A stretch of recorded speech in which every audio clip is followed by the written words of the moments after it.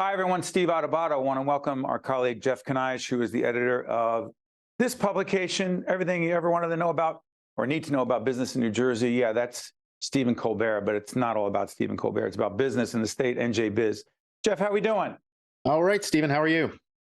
I'm doing great. Listen, this is a co-production, a cooperative venture between our production company and NJBIZ, talking about small business in South Jersey. So here's the question right out of the box. You write about this, you research it, you interview people all the time, particularly on NJBIZ Conversations. Check that out when you go on the website of NJBIZ, all kinds of conversations Jeff has. Jeff, what the heck is the difference between small business in South Jersey and small business anywhere else in the state of the nation? Probably not too much, although in South Jersey, obviously along the shore, you have a lot of bars, restaurants, entertainment venues, businesses associated with the shore. They have the same concerns that everyone else does. They're trying to hire the right people. They're trying to deal with costs of doing business in the state, property taxes. They have the same kinds of concerns that as everyone else does, and they have the same kind of hopes and ambitions that every other business owner does. They want to follow their passion to make sure that their life's work is successful. And the three people we feature in the panel discussion about to see Max Gomez, who is the owner of AmpD Fitness. They're in Brielle and Belmar. Christina Renna, who is the president and CEO of the Chamber of Commerce in Southern New Jersey, and Karen Premack. She's the CEO of IPAC, that's located in Camden. So when we talk about South Jersey, Jeff, South Jersey is bigger than we think, and it's not simply these three counties, correct?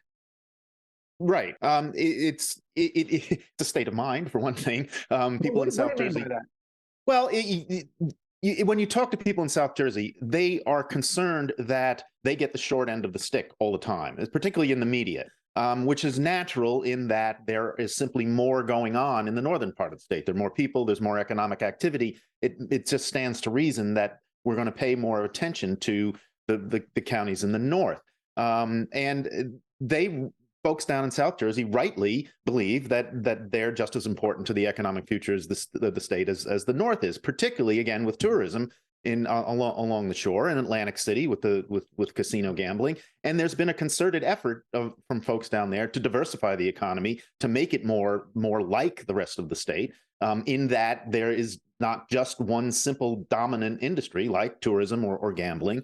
The biggest example is the development of offshore wind, but there's more going on down there. In Camden, you have several major companies: Campbell's, Subaru, American Water, and Cooper University Health, which is embarked on a very ambitious expansion plan. So yes, there's a lot going on in South Jersey, and the folks down there are rightly proud of that and rightly proud of the progress that they're making.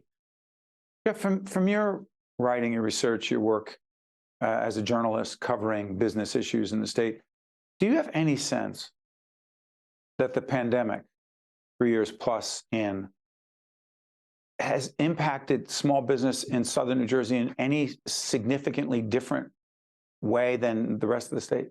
Well, again, I think that because a lot of the economy, particularly along the shore, is dependent on tourism and hospitality and folks gathering in restaurants and bars and on boardwalks and things like that, I think initially they were probably more heavily impacted than some of the other parts of the state. And also the fact that the immigration visas were not being processed by the State Department during the pandemic. That exacerbated the labor shortage that those folks felt. And I think that they're now just starting to get back. From my conversations with folks down there, the tourism industry has rebounded very strongly, and folks are expecting a really strong summer. So I think that they seem to be on the right track to recovery. But yes, the pandemic absolutely did affect those folks to a much greater extent, perhaps, than some of the rest of the areas in the state. Labor shortage issues? Yes. Terrible. A couple of years ago, I would hear over and over again how difficult it was for folks to hire and retain the kinds of workers that they needed. I'm getting the sense now that it's not quite as bad as it used to be. I think that there are still issues involved in hiring and retaining people because of the advent of remote work. Folks aren't tied as closely to a particular location as they once were. So it's just becoming more difficult for everybody. And it's not just small businesses, and larger companies are having the same sorts of problems. But yes, labor shortage is certainly still an issue. You know, as we put up the website for NJBIZ again, Jeff, tell everyone what NJBIZ Conversations is all about, because I've been able to check out so many compelling conversations you've had, and people can see it, they can read it online, in print, et cetera. Talk about those. NJBIZ Conversations is a Zoom interview series that I do. We started it during the pandemic when we couldn't get together in person. And it was what most everybody was doing at that point in time. Just looking at cable news, what you saw was this on Zoom. Right, exactly. So I talk to mostly business owners and C-suite executives about what they're doing, what their problems are, what their challenges, how they're meeting those challenges, how they run their businesses, how they get the most out of the people that they're working for, and how to hire and retain good people. It covers the range of business issues and business operation issues with the people who actually run the businesses. Jeff made a great point about, we're in North Jersey. We need to do more in our media coverage and examination of issues, challenges, people, businesses in South Jersey. And that's why this cooperative venture with NJBIZ helped us do that. So I want to thank Jeff and the team at NJBIZ for making it happen. Jeff, great working with you. It will not be the last time. Excellent. Good to see you, Stephen. South Business, Small Jersey. Here's what you need to know. Think Tank with Steve Adubato has been a production of the Caucus Educational Corporation.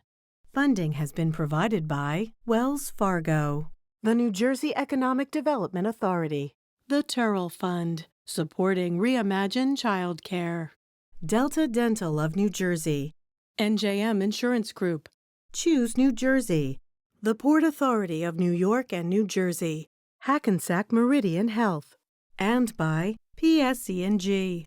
Promotional support provided by bestofnj.com and by Insider NJ. Life is full of changes. At Hackensack Meridian Medical Group, we're ready for them. If you have a cold or chronic illness, our 5-star doctors can treat any ailment. Whether you're starting recess or retirement, we're prepared with pediatric and adult specialists. And if you just moved here, we are in your neighborhood. You now have access to a health team 1,000 strong. So no matter what or when, we're ready.